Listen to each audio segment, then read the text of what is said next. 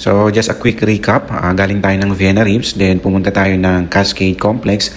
After that, punta naman tayo ng Armenian Opera Theater. So ngayon hindi nyo pa siguro ma-appreciate kung bakit ganun yung way na tinahak namin. But pag nakarating na kayo dun sa Republic Square episode namin ay makikita nyo bakit ganun. Kasi before pa kami dumating dyan, ni-research ko na kung paano kami or yung magagandang way, mabilis na way para ma-maximize yung time. So ngayon, enjoy nyo muna. Punta muna kami ng Opera Theater from Cascade Complex. Ayan. First day namin, lalakad-lakad. And ang napansin namin, kahit 30 minutes, 40 minutes na kaming naglalakad, parang di namin namamalayan kasi yung panahon malamig. Ayan o, mga akong Koreano. Ayan. Para akong Koreano? Hawaiano pala. Lamag na ka. So along the way na papunta kami ng Opera Theater, may mga building talaga na agaw pansin. Katulad nitong building na to. Lumang-luma yung itsura.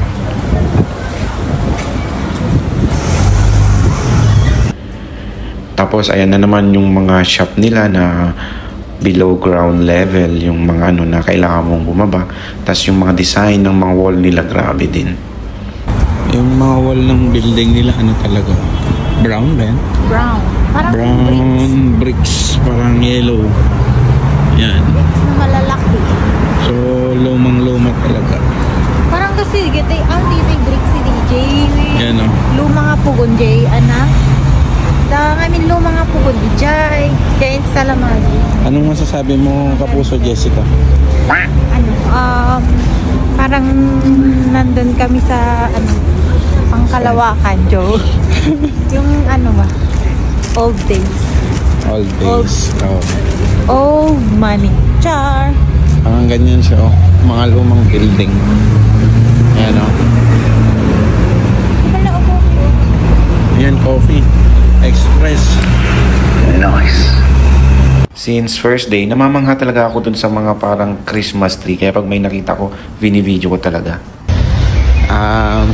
Meron akong nakilala dito sa Armenia. Ayan o. Arakab. Arakab ang mukha. Arakab. Yan, nandito kami sa Armenian Theater. Opera Theater. Yan. At syempre, hindi mawawala yung aming signature walk. So lahat ng magagandang tourist spot na napupuntahan namin, naggaganyan talaga kami. So round 2 kasi hindi masyadong maganda. Armenia Opera Theater.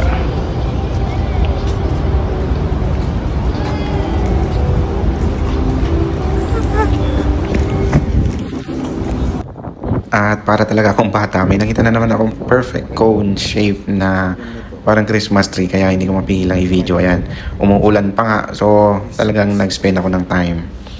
After that, tumakbo kami sa loob ng Opera Theater. And kung maalala niyo yung mga unang video ko, dun ako tinanong ng bata kung ako ba si Tupac. Dito kami grabe, umuulan. Iba. Iba yung pinunta namin pero yan umuulan. Kape-kape lang. Umuulan talaga. It's raining. It's raining.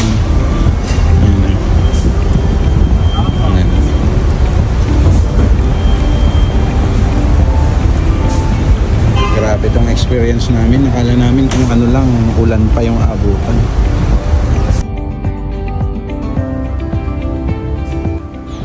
Ito na yung parang Canada na namin, na post namin.